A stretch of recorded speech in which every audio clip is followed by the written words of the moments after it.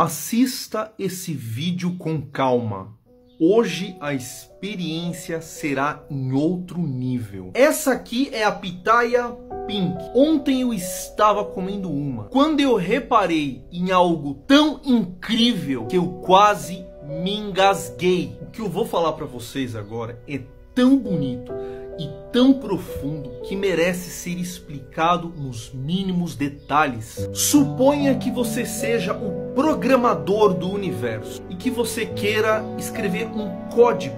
E esse seu código será guardado numa biblioteca chamada DNA. Você teve uma ideia linda e brilhante. Você inventou as flores, as plantas e as frutas. Mas para o seu mecanismo funcionar perfeitamente, ele precisa ter energia e se multiplicar. Como você é um programador do universo, você já programou o Sol e ele é uma fonte excelente de energia. Então você pensa, como que essa planta, essa árvore vai capturar a energia do Sol? Então você inclui algumas linhas a mais no seu código e desenvolve uma espécie de painéis solares e chama isso de folha. Agora, o Sol, ele está em movimento. Você programou isso. E por algum motivo, você decidiu que essa planta ou essa flor não vai ter movimento. Então esses painéis solares devem ser colocados de uma forma a absorver o máximo de energia solar, independente da posição relativa do Sol. A ideia que você teve sobre as flores e as plantas é tão bonita que você quer que elas se repliquem. E para isso você precisa que novos hardwares distribuam essas linhas de código. Você pode chamar esses novos hardwares de sementes. Você é um programador inteligente e você teve uma ideia fantástica sobre a disposição desses painéis solares para maximizar a absorção da energia solar. Essa sua ideia é tão boa que pode ser utilizada também para que você faça a disposição geométrica das sementes dessas flores. E agora entra a matemática. Suponha que essa seja a sua flor. Se você colocar uma pétala aqui, a sua segunda pétala pode estar a meia volta da primeira. Se você continuar nesse algoritmo, todas as pétalas estarão uma atrás da outra. Então não é vantajoso utilizar a proporção de meia volta para a disposição das folhas. Pois então, o que aconteceria se eu utilizasse a proporção de 1/4 de volta? Então eu começaria com uma pétala, 1/4 de volta teria outra pétala, 1/4 de volta outra pétala, 1/4 de volta outra pétala, e o padrão se repetiria. Acontece que as pétalas atrás desta outra aqui não pegariam luz solar. Eu não maximizaria a exposição dos meus painéis solares se eles seguissem um número racional.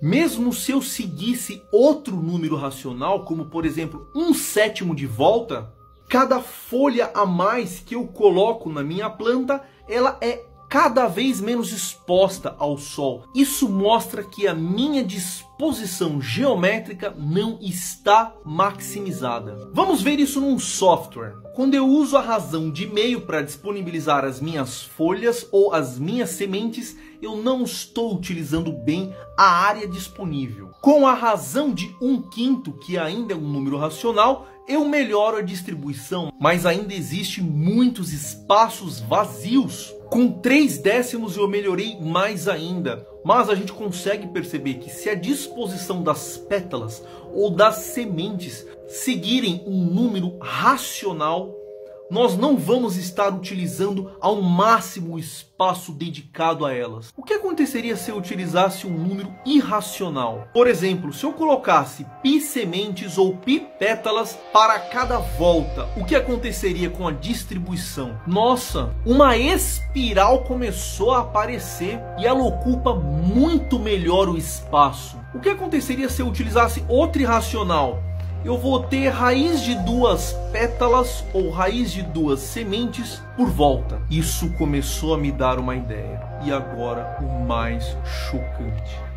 O que aconteceria se eu utilizasse o número de ouro para disponibilizar as sementes ou as pétalas na minha flor. E olha o que acontece quando eu comparo com um girassol de verdade. Isso arrepia qualquer um. Acontece que os números irracionais têm essa propriedade de não existir uma fração que faça eles repetirem. Eles sempre conseguem acomodar as sementes ou as pétalas em um novo local. Em outras palavras, eles nos trazem a perfeição nessa disposição geométrica. Então, se os números irracionais trazem maximização dos meus organismos, eu quero utilizar um número mais irracional que existe. E por incrível que pareça, é possível saber qual é o número mais irracional. O que está por trás é algo chamado fração contínua. Quando você pergunta para a matemática qual é o número que é mais irracional que todos os outros, que não existe nenhuma fração que aproxime ele, nem mais ou menos, só existe uma resposta entre 0 e 1. E a resposta está cravada no coração do Leonardo Fibonacci para sempre. É o número de ouro. Quando nós traduzimos um número de ouro para ângulos, nós encontramos o ângulo de ouro, mais ou menos 137,5 graus. Ele é o responsável pela criação dessas espirais. Foi isso que me deixou encantado quando eu estava comendo a minha fruta pitaia. Deste ângulo a magia ficou oculta, mas a hora que eu virei a pitaia, o número de ouro explodiu na minha cara. As espirais estão presentes, seguindo rigorosamente o ângulo 137,55 graus. Eu sei, tudo isso tira o nosso fôlego, é muito bonito, é muito incrível. E eu queria que esse vídeo não acabasse nunca. Embora esse vídeo tenha que ter um fim, a magia de Fibonacci não precisa ter fim. E aqui eu peço licença, acabou a parte matemática. Eu quero te dar um presente. A minha esposa fundou uma empresa em 2013 e foi a primeira empresa no mundo a utilizar pitaia em seus cosméticos. O registro no Brasil foi feito por ela na Anvisa. Não existia nem nos Estados Unidos, FDA, nem na Europa, no COSIM. Ela se destacou na mídia nacional e possui a melhor linha de cosméticos de frutas raras do mundo. Ela também é dona do maior pomar de frutas raras do planeta. E é aqui que eu quero te entregar um presente. Se você gosta do meu trabalho e gosta também do Fibonacci, gostou de saber tudo isso que existe na pitaia, eu vou te entregar um cupom de 15% para você comprar qualquer produto na loja madamedasfrutas.com.br. E você vai presentear uma pessoa que você ama ou até você com produtos de altíssima qualidade, com história, referência e até patenteados. Se você acha que o meu trabalho aqui é bom, permita-se conhecer o que a minha esposa faz. Um grande abraço.